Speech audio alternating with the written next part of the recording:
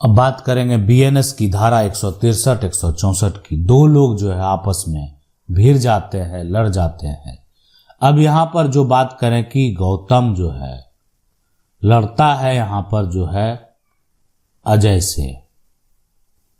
अब गौतम की लड़ाई अजय से इसलिए है, जमीन को लेकर है।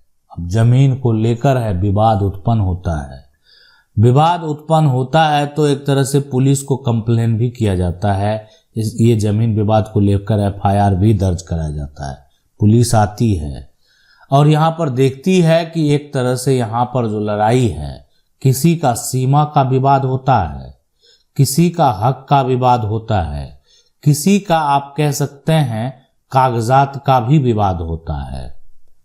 अब इस विवाद को लेकर यहाँ पर लड़ाई है।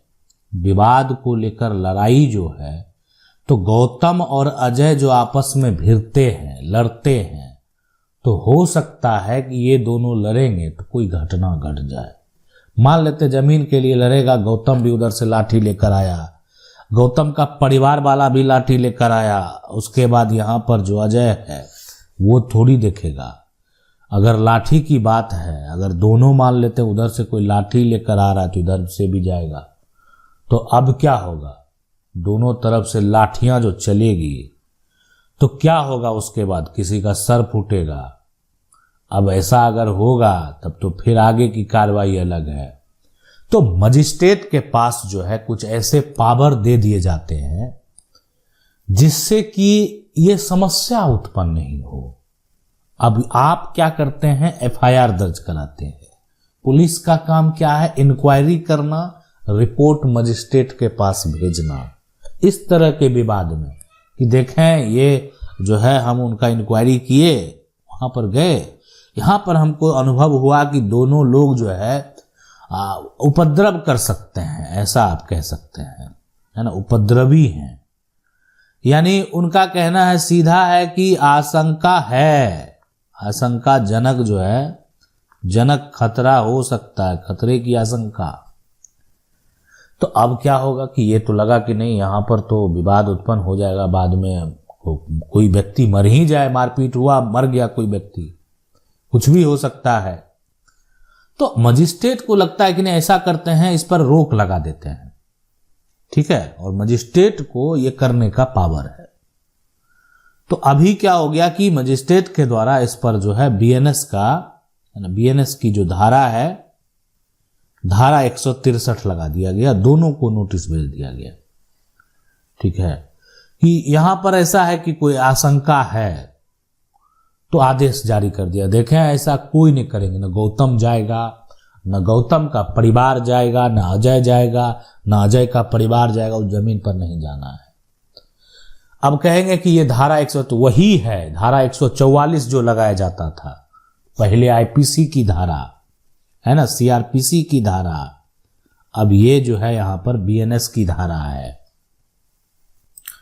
तो बीएनएसएस यानी जो है ना, भारतीय नागरिक, यानी जो बात करें सबसे पहले, ये जो कानून है ये है भारतीय नागरिक सुरक्षा संहिता, नागरिक जो है सुरक्षा संहिता, यानी बीएनएसएस।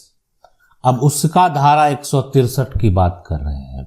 बीएनएस का धारा जो 163 है उसका मतलब कुछ और है, और ये है बीएनएसएस। तो इसलिए यहां पर जो है दोनों पार्टी को जो है नोटिस कर दिया गया कि जो है यहां पर आप आइए और जो क्या समस्या है वो बताइए सबसे पहले, ऐसा आपने क्यों कर रहे हैं, क्या कारण है, ऐसा करने का वजह क्या है।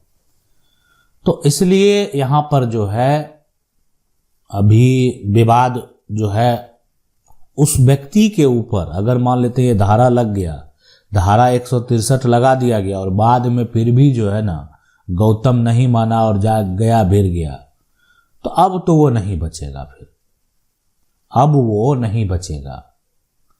इसलिए अगर ऐसा करेगा ना यहां पर तो फिर उसको समस्या उत्पन्न हो सकता है, ठीक है।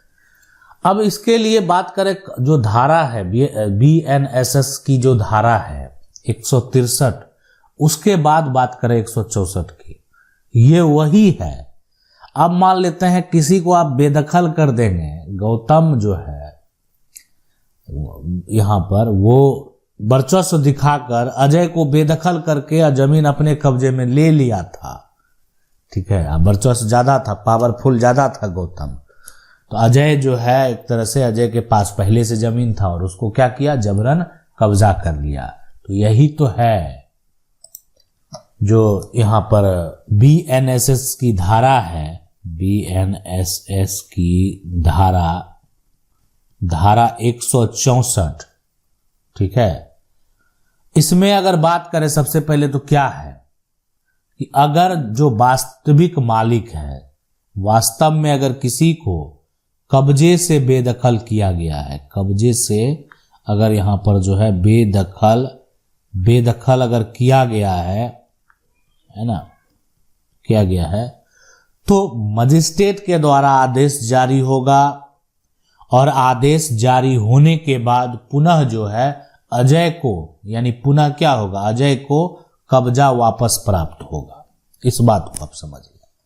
यानी अगर किसी को भी बेदखल किया गया है ना, यहां पर यही होगा इस धारा में जो है कब्जा का घोषणा, यानी आप कहें कब्जे की जो है घोषणा की जाएगी कि आखिर पहले से इस पर किसका कब्जा था, अगर कौन ऐसा है जो कि उससे उसका कब्जा छीन लिया। आपके पास क्या कागजात है नहीं है उससे कोई लेना देना नहीं है। आपके पास विवादित जमीन है, वो भी आपके कब्जे में पहले से था, लेकिन जबरदस्ती आपको बेदखल कर दिया गया। तो यही जबरदस्ती जो आपके साथ किया गया ना, अब जो है अधिकारी के द्वारा आदेश जारी होगा और उस आदेश अनुसार फिर से वो संपत्ति पुनः आपको मिलेगा। यानी प्रक्रिया जो है, यानी पुनः आपको वो प्रॉपर्टी, वो जो एक जमीन है वो प्राप्त होगा। यही कानून है, यही प्रक्रिया है, यही तरीका है। यानी कब्जे का जो हकदार है, ठीक है, उसको वास्तव में बेदखल जो है कर दिया गया और जो है उसके बाद मजिस्ट्रेट के द्वारा आदेश जारी होगा, उन्हें जो है पुनः उस पर कब्जा जो है एक तरह से दिया जाएगा। अभी है कि पहले आप जाके स्टे लगाते थे, कोई विवाद होता था, कोई जमीन है, मकान ही बनाना शुरू कर दिया, तो मकान बनाने से आप रोकेंगे ना। मान लेते हैं गौतम कब्जा कर लिया और मकान बनाना शुरू कर दिया, मकान बनाकर रहने लगेगा, तब क्या करेंगे आप? कुछ नहीं कर लेंगे, तुरंत तो कुछ नहीं कर लेंगे। मामला मकान तोड़ने का, जिनको जहां पर आदेश पावर है, जिस कोर्ट को पावर है वहां पर जाना पड़ेगा। तो शुरुआती दौर का प्रक्रिया जो है वो जरूर करना चाहिए, छोड़ना नहीं चाहिए।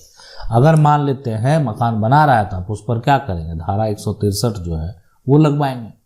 अब फिर भी वो नहीं माना तो आपके जो है उसका जो प्रक्रिया है आप वीडियोग्राफी करेंगे, नहीं माना फिर आगे का जो प्रक्रिया है वो कर देंगे। अब मान लेते हैं आपके साथ समस्या अगर उत्पन्न हुआ, किसी प्रकार का कोई समस्या अगर उत्पन्न हुआ, तो उस समस्या से लड़ना भी आपको है, उस समस्या को देखना भी आपको है।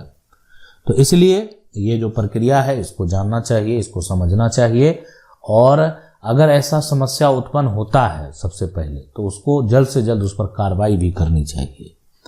अब है कि कार्रवाई करने के बाद मान लेते हैं यहाँ पर क्या होगा, कोई मकान अगर बन जाएगा तो जो मजिस्ट्रेट है उसको पावर नहीं है कि उस मकान को तोड़ा जा सके। अगर किसी निजी जमीन का विवाद है, उस पर कोई घर बना लिया है, घर बनाकर रहता है, या लंबे समय से कोई जमीन कब्जे में है, 20 साल से कब्जे में है, आप मजिस्ट्रेट के पास अगर आवेदन भी करेंगे तो वहां पर उस जमीन पर सिर्फ शांति व्यवस्था बनाए रखने की बात होगी, ना कि किसी के मकान को तोड़ा जाएगा, किसी के घर को गिराया जाएगा। उनको जितना पावर दिया गया है उतना ही वो काम करेंगे। उसके बाद जो है आपको जो अधिकार दिया गया है, यानी अगर आपके पक्ष में फैसला आता है, कोर्ट का फैसला आता है, कोर्ट का फैसला आएगा तो मजिस्ट्रेट का भी पावर बढ़ जाएगा, फिर तो तोड़ना ही पड़ेगा उसको, मजिस्ट्रेट सामने रहकर जो है तुड़वाएंगे। ऐसा हुआ भी है, बहुत सारे ऐसे केस हैं जहां पर जो है मजिस्ट्रेट की तैनाती में जो है उनके घर को तोड़ा गया, मकान को तोड़ा गया, ऐसे बहुत सारे कोर्ट के फैसले हैं। आशा करते हैं वीडियो अच्छा लगा होगा। अगर आप कानून की 99 को पहली बार देख रहे हैं तो चैनल को सब्सक्राइब करके जो बेल आइकन है उसको जरूर दबा लें। मिलते हैं अगले वीडियो में, तब तक के लिए जय हिंद।